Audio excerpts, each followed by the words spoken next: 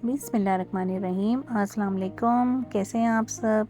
आज मैं बना रही हूँ वाइट मटर का पुलाव। हमारा ये मटर पुलाव बहुत ही ज़्यादा टेस्टफुल और ज़बरदस्त बनने वाला है। तो चलें जनाब शुरू करते हैं। यहाँ मैंने एक बर्तन लिया है जिसमें मैं ऑयल ऐड करूँगी, मतलब बर्तन में ऑयल डालूँगी। ये ऑयल हम ले रहे हैं 200 ml।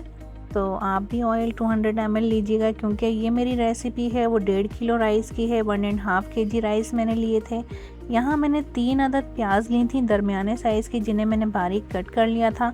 ऑयल गर्म होने के बाद प्याज को हम करेंगे लाइट ब्राउन। और यहाँ देखें हमारा ऑयल गर्म हो चुका था, इसमें मैंने प्याज ऐड की है। प्याज को कर लिया है मैंने लाइट सा ब्राउन। अब इसमें मैं साबुत गरम मसाला ऐड करूँगी।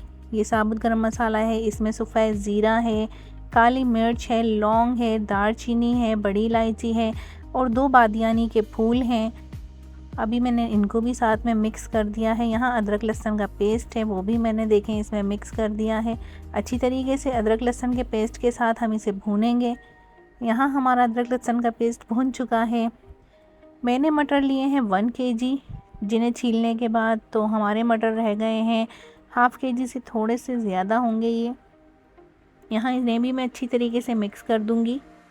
मटर मिक्स करने के बाद इसमें मैं लूँगी 1 कप पानी का 1 कप पानी इसमें ऐड करूँगी और ढक्कन ढक के इसे 10 मिनट के लिए छोड़ देंगे। यहाँ मैंने 1 कप पानी लिया है। अब इसे हम मिक्स करके ढक्कन ढकेंगे और 10 मिनट के लिए इसे छोड़ देंगे।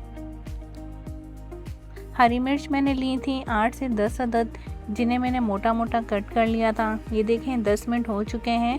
अभी मैंने ढक्कन हटाया है। प्याज के साथ अदरक लहसुन के पेस्ट के साथ हमारे मटर अच्छी तरीके से पक रहे हैं। और यहाँ पे देखें मैंने 8 से 10 जो हरी मिर्च ली थी, जिन्हें मैंने मोटा मोटा कट कर लिया था, इसे भी मैंने साथ में मिक्स कर दिया है। यहाँ मैंने दही लिया है 1 प्याली। ये दही है हमारा 200 ग्राम। इसे मैंने इसके अंदर मिक्स कर दिया है। अच्छी तरीके से इसे हम मिक्स कर देंगे। ये बहुत ही ज़बरदस्त हमारा पुलाव रेडी होगा। आप लोग इसे ज़रूर ट्राई कीजिएगा, आपको एक नया टेस्ट मिलेगा। अभी यहाँ पे मैंने देखें चाइनीज़ सॉल्ट लिया है 1 टेबल स्पून और 1.5 टेबल स्पून में नमक ऐड करूँगी। तो ये दोनों चीज़ें भी इसमें लाजमी ऐड करिएगा, बहुत अच्छा टेस्ट आता है। इन्हें भी अच्छी तरीके से हम मिक्स करेंगे।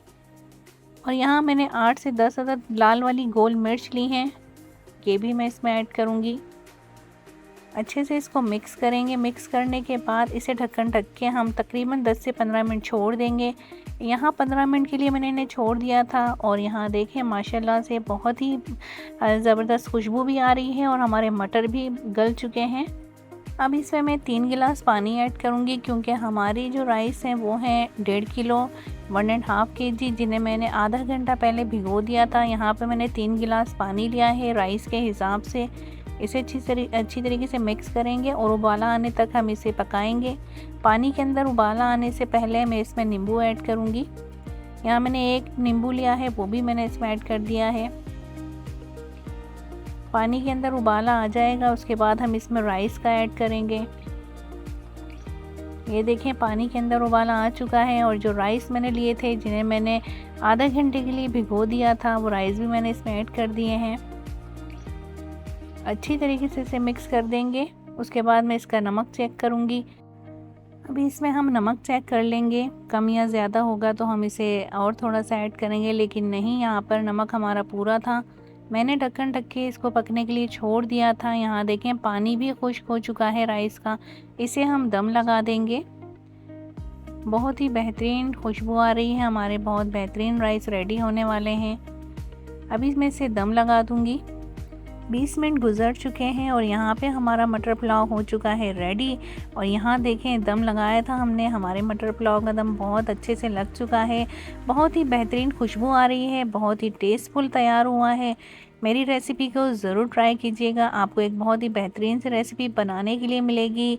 तो जनाब दुआओं में याद रखिएगा, लाइक और सब्सक्राइब करना तो बिल्कुल ना भूलिएगा। अल्लाह हाफिज़।